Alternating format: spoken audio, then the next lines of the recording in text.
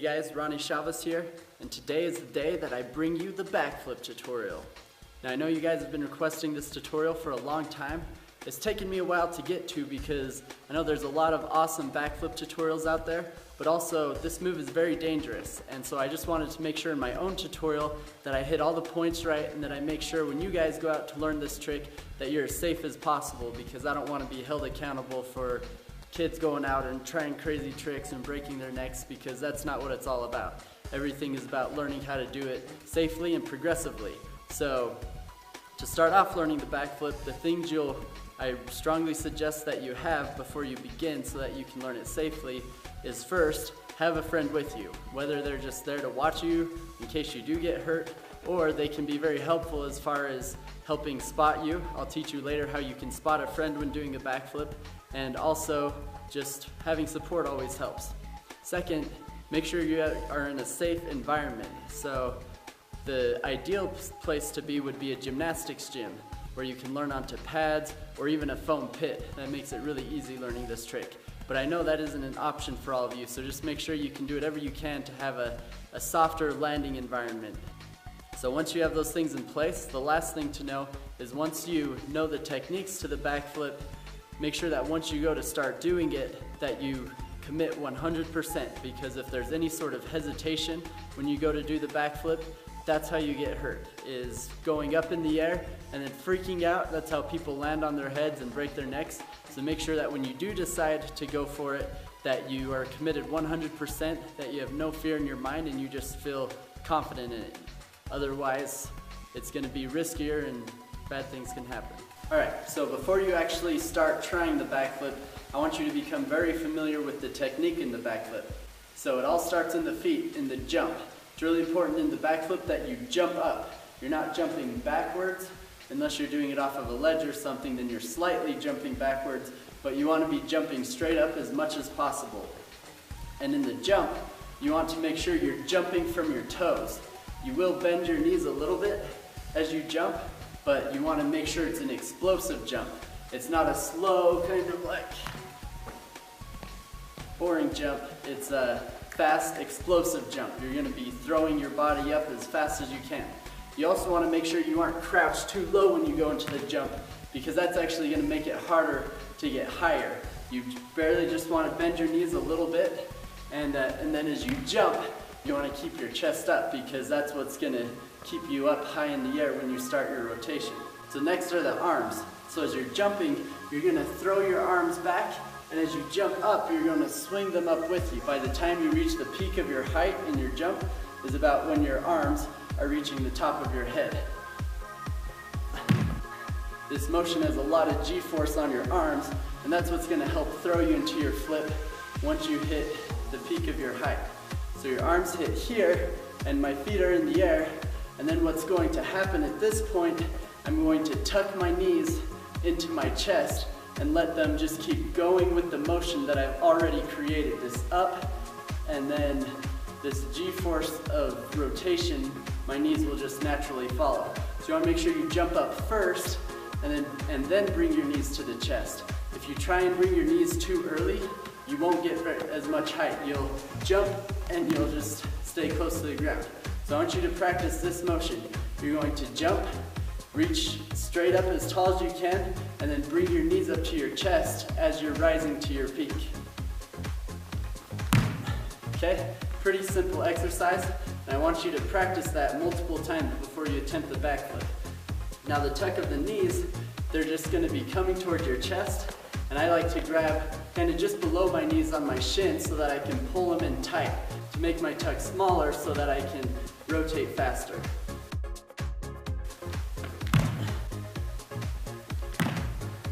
Something you want to avoid when jumping into the backflip is that you're not looking back like this as you jump into it. You want your head to just naturally be facing forward with wherever your shoulders are. And then as you throw up, you'll look up, but you're not whipping your head back. You're just looking to where you're going. So your head should just naturally go wherever you want to be looking for the backflip. Another problem people tend to run into is whether it's because they're scared or just their body doesn't know how to stay straight, they'll cheat off to the side and kind of do backflips over the shoulder. But it's going to teach you bad form, and it's going to take a long time for you to break that habit. So you really want to make sure you focus on just going straight back, and that's just keeping everything centered, that as you go up, your arms are centered, your shoulders are back and straight, and everything, especially where your eyes are going, is just straight up and down. You're not cheating your head to the side to try and spot your landing earlier, because wherever your head looks, your body is going to start following that, and then it's going to throw off your whole backflip. So make sure that you just are looking straight back and watching for the ground to come around so that you can spot your landing.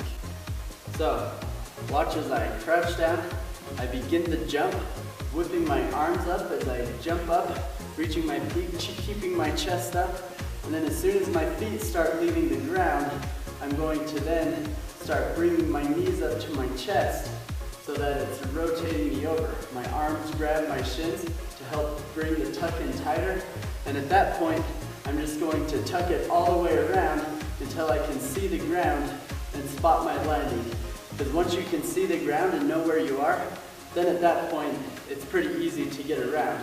The hard part is getting past that spot where you want to get past around past your head, because your body naturally doesn't want to do that, and so you kind of have to force it to get there. But then once as you come around and can spot your landing, then you just open up and time it so that you land on your feet. So now when it comes to spotting on the backflip, if you can have a friend with you, then it'll help a lot being able to have a little bit less fear and trust that your friend can help flip you around. So when spotting, it's pretty simple. The person is going to stand next to where you're doing the backflip, and they're going to use one hand to push against the back side of your leg and the other hand to lean against your lower back. And they're not going to really be touching you at first, but as you jump and go into it, they're going to use this arm to flip your legs to give you some momentum, and they're just keeping this arm rigid so that your back has something to rotate over. And you'll notice that this will help you get around a lot easier than if you're just doing it by yourself, and they can even kind of throw you if they feel like you're going to land on your head. So it can help prevent injury in that way, but you don't want to rely on them completely. It's still up to you to go through all the motions of the backflip, because if you still go up in the air and bail out, most likely they're not going to be strong enough to just be able to catch you and stop you from landing on your head. So you don't want to put that much trust in them. You still want to make sure that you're fully committed and that you're doing the proper technique before you attempt the backflip. You can also have a friend just help you on the basic jump technique for the backflip in case you're worried about falling backwards.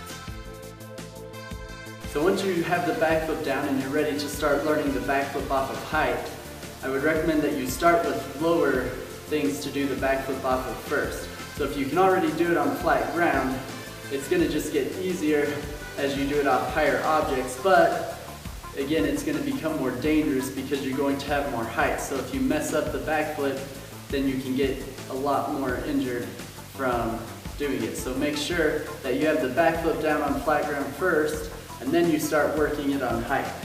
Now I wouldn't recommend learning off something this high. I would start even lower than this. If you can find somewhere a ledge onto something soft, which is, maybe knee height would be a good level to start learning, because then there's more room to mess around with it. But basically what you're going to do is the same exact technique as the backflip on flat ground, but you're going to just spot it a little bit differently. So you're going to jump up, you're going to make sure you lean back just slightly so that you're jumping away from what you're jumping off of. On flat ground, you don't have to worry about that. You can land in the exact same spot. But on this, you don't want to be landing where you're jumping off of. So you just lean back slightly, not very much at all, just enough so that it throws you out just a little bit, so you're coming down far away enough from the ledge so that you're not going to face plant it or anything like that. And then finally, when you do it, just make sure that you still put as much technique into it as you would a flat ground backflip. Off height, people tend to lose form thinking, oh, I have plenty of height so I can, just throw it around and hope I make it around.